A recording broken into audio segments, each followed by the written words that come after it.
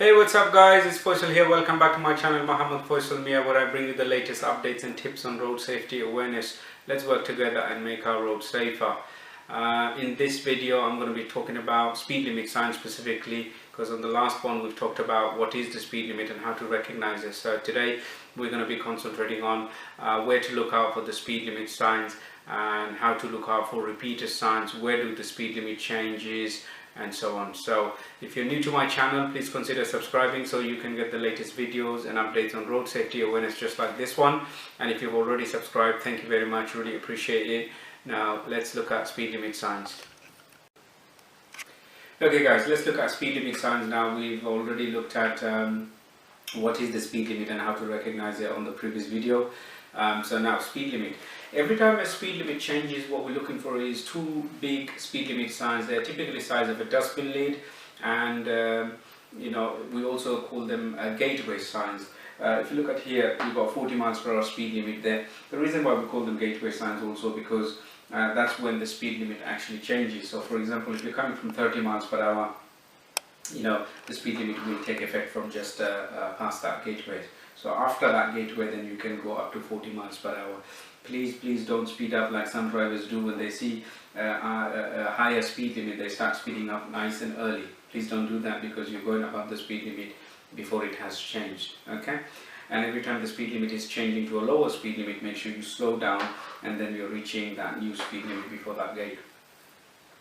After the speed limit have changed, what you're looking for now is repeater signs. Now repeater signs are very small, so you have to work harder for repeater signs. They're usually on both sides of the road. They are staggered, so you're looking right, left, both sides of the road. Sometimes they can also be in the middle of the road as well, on a pole or on a lamppost. Okay, so they are small. Again, a lot of drivers just keep looking for them on the left hand side. You have to work harder with repeater signs. Check out on both sides of the road. Okay, so where do the speed limit change? Most of the time speed limit actually change at a junction, so like a roundabout or a traffic light or a T-junction, slip roads. So every time you're dealing with some kind of junction, you'll find a new speed limit. About 75% of the time speed limit is actually changing at a junction.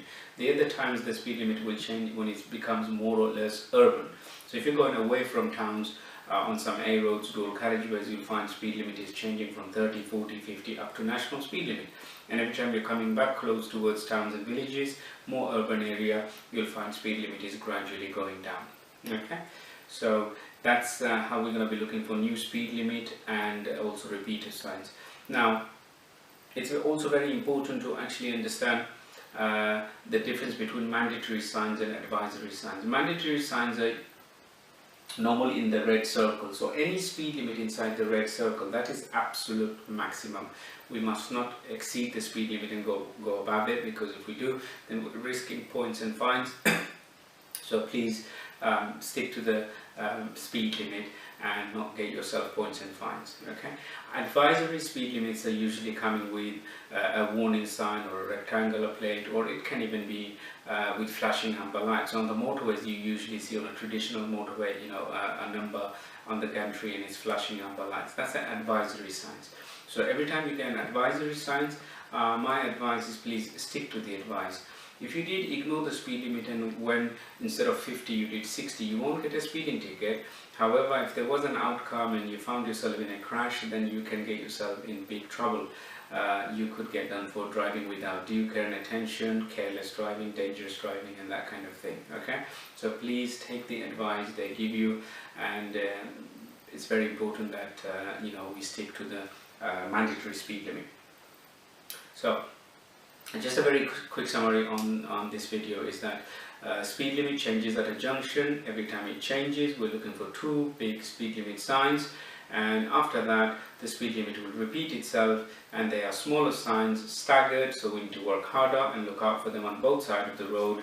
Red circle means mandatory speed limit signs or compulsory, it's the law basically. Advisory signs are any speed limit sign without the red circle. Okay, so I hope you've picked up some useful information from this video. If you did like it, please comment down below and just give me that thumbs up, so it just encourages me to keep on making more video for everyone. If you haven't subscribed to my channel yet, please consider subscribing so you can get more regular videos, tips and updates on road safety awareness. And thank you very much once again. Until we meet again, use the road safely. Bye for now.